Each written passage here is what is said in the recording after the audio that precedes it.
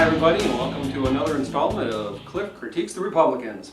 Well, yesterday was the Ronald Reagan Library debates, and I've been watching carefully, and just in the last two questions, this is interesting, is everyone thinks these are great speakers, and in general they're pretty darn good speakers. But in just the first two questions, I took 5 pages of notes of what they did really well or they could have done better.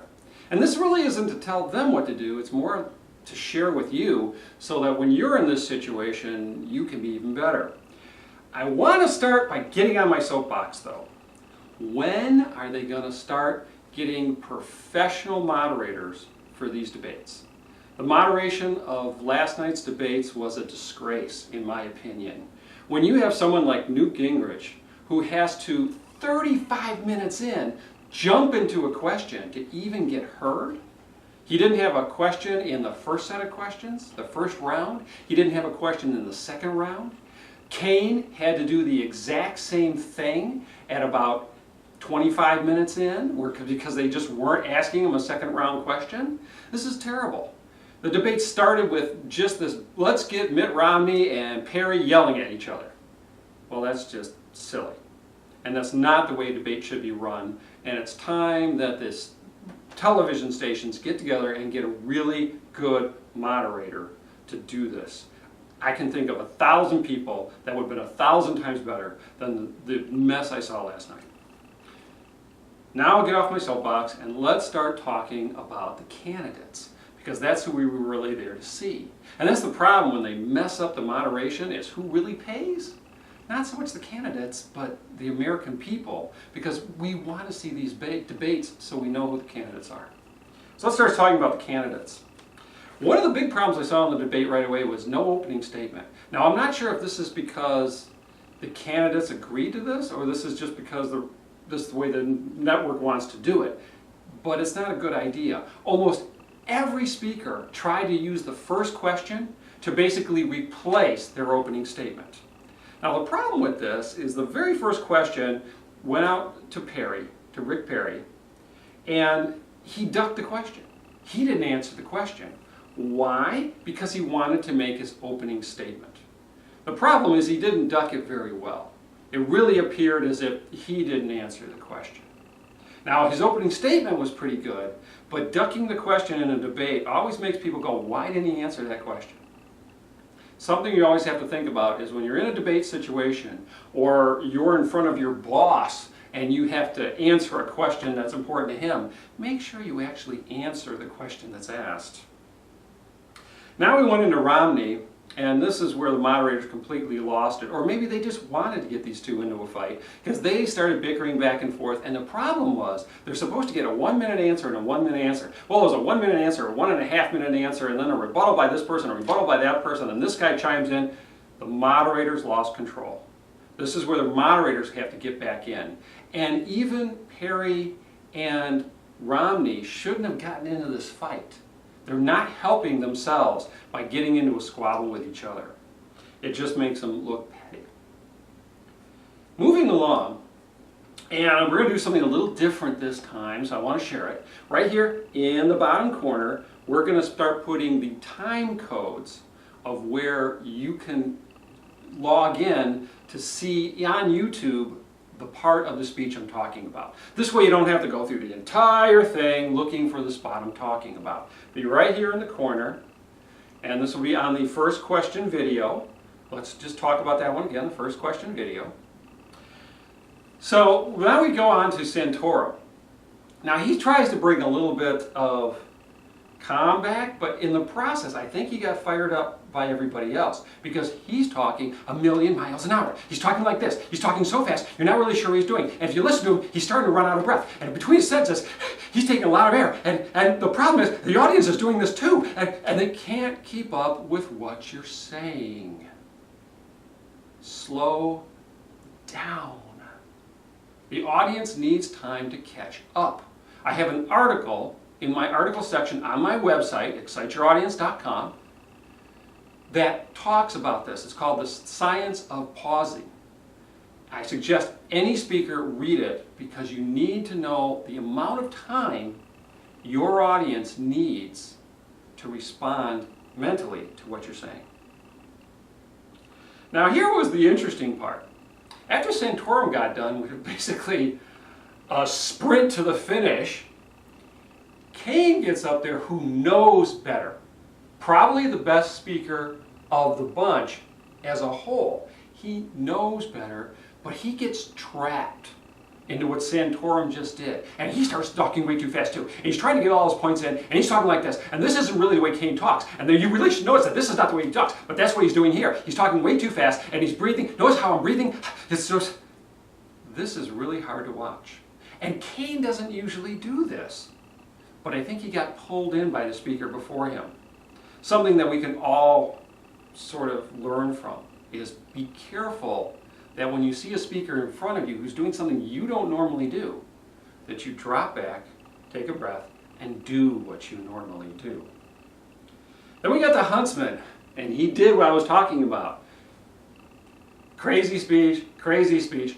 He slowed down and was calm and collective and really made some great points. And he was about the only one in the first question who didn't try to do an opening statement and actually picked up on what other people were saying. He made himself look good in the process of, unfortunately, making some of the other candidates look bad. But this was probably the #1 answer in the first round.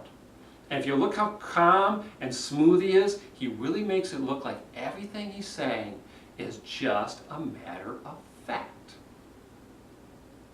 Something we can all learn.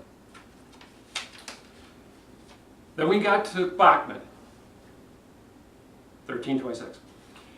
Now Bachmann, her problem, she's learned from the first time. I don't know, maybe she saw my video blog from last time. She learned from the first time it wasn't this rah-rah. She was calmer, she was asking the questions. The problem was, she was focused on the moderator the whole time. And this is what you saw. You saw this part of her face. She was looking at the moderator. The problem is you as the viewing audience, the American people, do you feel connected to when she's talking to the moderator? And the answer is no. It's okay when the moderator asks the question, you answer the question. You say, that's a really great question. I really want to answer that for you, and here is what I think we should do. This is what I think we need to do for the American public. Now, do you notice that I made eye contact back with the camera? You, the American people, are now focused on what I'm saying, and that's who she's really trying to talk to. Not the moderator, the American people. And that sort of brought us to the end of round 1. As we went into round 2, we got back to Santorum. And he had a very intense sentence structure. His sentence was always like this through the whole thing. Notice how this always has one plateau. The sentence goes like this through the whole thing. It never changes. And this is something all speakers can work on. I know, I work on it all the time. Is the natural flow of a sentence. Let me try to diagram this for you. Let's take this sentence, for example. Simple sentence. We spent $800 billion on the stimulus. Now let's say we want to say it the way Santorum just said it. We spent $800 on the stimulus. Even if you slow down. We spent $800 on the stimulus. It all went like a big, boring underline. The problem is a sentence really has a sort of life of its own. It creates a pattern like a roller coaster. And this is what you want to do. This keeps the interest of your audience. So let's look at this last sentence here. We spent $800 billion on the stimulus. Now the real key to this whole sentence is 800 billion. That's a huge word. Billion. Now watch the way I'm going to say it. We spent $800 billion on the stimulus. You notice how this has more impact? Let me say it again, and I'll break it down for you. We spent $800 billion on the stimulus. Now watch what I did. I started here and I ramped up to 800, paused